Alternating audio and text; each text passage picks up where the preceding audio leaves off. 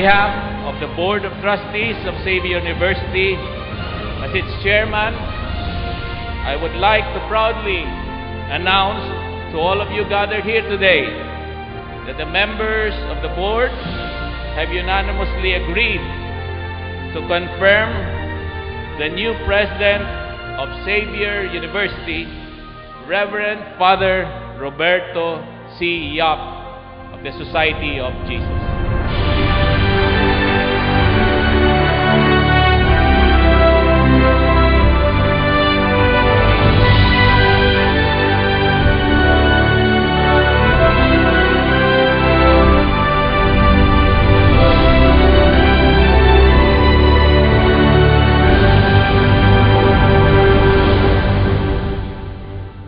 Father Bobby, Xavier University is indeed fortunate to have you as its president.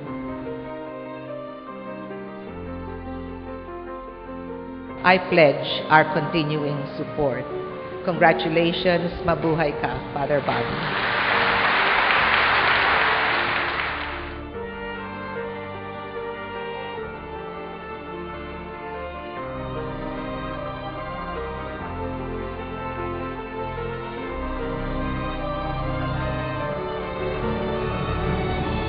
On behalf of Capital University and all the higher education institutions of Cagayan de Oro City and Region 10, we commit our utmost cooperation to share the dreams that you have envisioned for Mindanao and the country. We will be your partners in pursuing these aspirations so that we will in the future see in the pages of history of the academic institution these words to be written: behold the dream, behind the dream, the deed, and behind the deed, the doer. Father Roberto C. Yap, S.J., President of Xavier University, Ateneo de Cagayan, we salute and welcome you ad maiorem Dei Gloriam.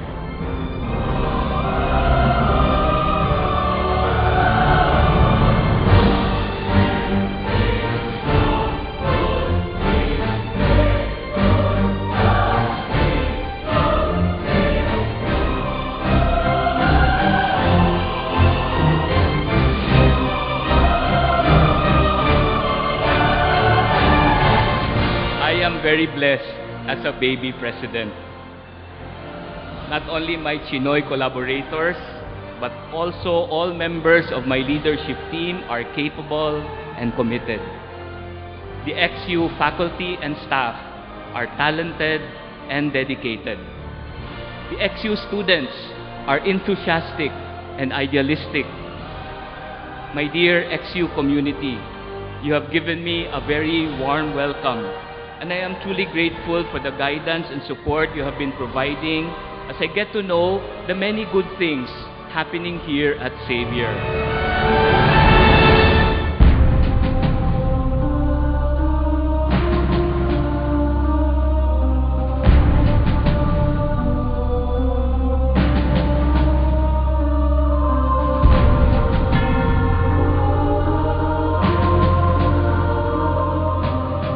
I have known Father Bobby for 28 years now.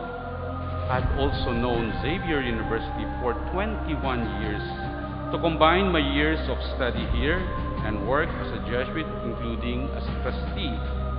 The gifts he will bring to XU and what XU needs and aspires to become are just a perfect match. We have a beautiful expression for this. Masyada gyud kaayo. XU is most blessed to have its leader, a first-rate environmental economist with a string of international publications and postgraduate degrees from top universities in the US and in the UK. He has always been a leader for the most part of his life, and arguably one of the clearest thinkers of our province.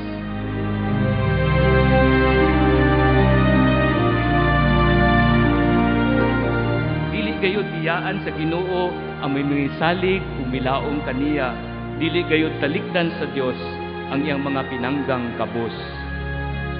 Good friends, we need to let the fire of faith and love burn within us so we can offer warmth and light to our friends.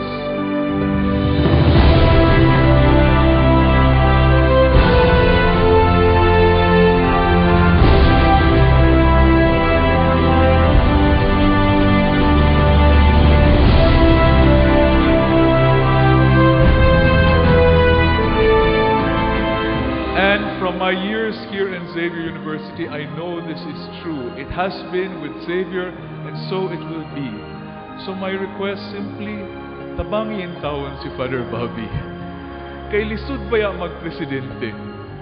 I heard yesterday from Miss May Flores, my former co-faculty member at the high school, and my good friend, na aduna na nickname si Father Bobby.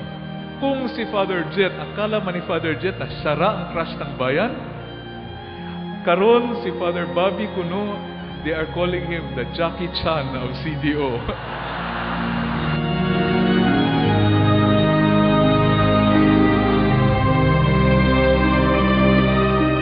Ateneo de Cagayan will make sure that all are marked by the characteristics of Jesuit education and todo amar y servir, in all things to love and serve the Lord.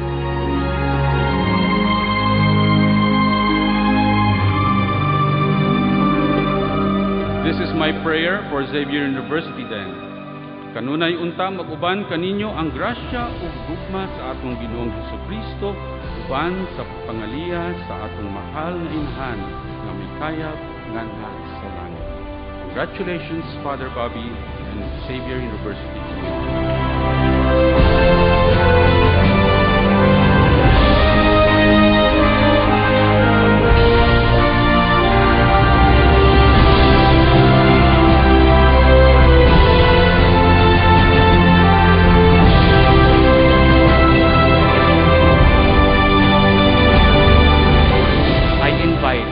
The whole Xavier University community to serve with me as we engage the frontiers with fire and in friendship. Daghan kayong salamat ug maayong gabi kaninyong tanan.